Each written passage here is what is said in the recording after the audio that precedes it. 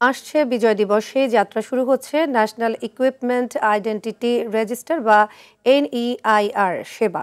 এতে মোবাইল ফোনে নাগরিকের নিরাপত্তা নিশ্চিত সহ মিসকমিউনিকেশন ঠেকানো সম্ভব হবে বলেও মনে করে বিটিআরসি। অবৈধ চ্যানেলে আমদানি বন্ধ হলে মোবাইল হ্যান্ডসেটের দাম বাড়বে না বলে জানান উৎপাদক ও ব্যবসায়ীরা। আরও জানাচ্ছেন তৌহিদুর রহমান।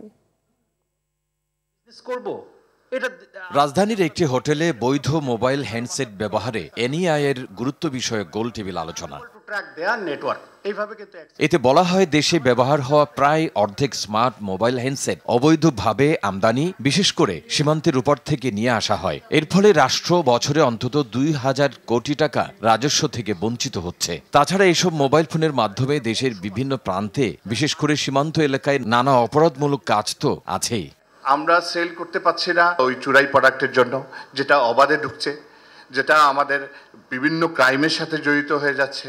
এসব বন্ধে ১৬ ডিসেম্বর থেকে ন্যাশনাল ইকুইপমেন্ট আইডেন্টিটি রেজিস্টার সেবা চালু হচ্ছে। স্টকে থাকা হ্যান্ডসেট বৈধ করার প্রক্রিয়া ডিসেম্বরের মধ্যে সমাধান হবে বলেও আশা করছে বিটিআরসি।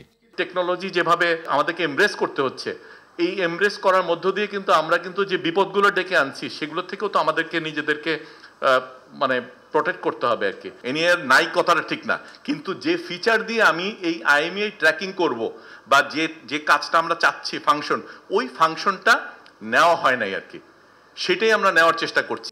অবৈধ মোবাইল হ্যান্ডসেট আমদানি বন্ধ হলে বাজার সিন্ডিকেটের হাতে যাবে এমন কথাকে গুজব বলে মনে করেন ব্যবসায়ীরা। লো এন্ড সেটের দাম এই NIR ইমপ্লিমেন্টেশনের কারণে 1 টাকাও বৃদ্ধি পাবে না। আমি শিওর NIR ইমপ্লিমেন্টেশন হলে লো এন্ড সেটের প্রোডাকশন আরও বাড়বে এবং সেক্ষেত্রে দাম উল্টা কমে যাবে। এই চ্যানেলটা খুবই লিমিটেড এবং খুবই নির্দিষ্ট এবং আইডেন্টিফাই করা খুব ইজি। সুতরাং তাদেরকে অ্যাড্রেস করার জন্য, কন্ট্রোল করার জন্য প্রথমত আইনের প্রতি সবাইকে শ্রদ্ধাশীল হতে হবে। Telecom and technology reporters network আয়োজিত আলোচনায় খাত সংশ্লিষ্ট বিভিন্ন প্রতিষ্ঠানের প্রতিনিধিরাও অংশ নেন। আর করার জন্য সীমান্ত নজরদারি। তৌহিদুর রহমান, RTV, ঢাকা।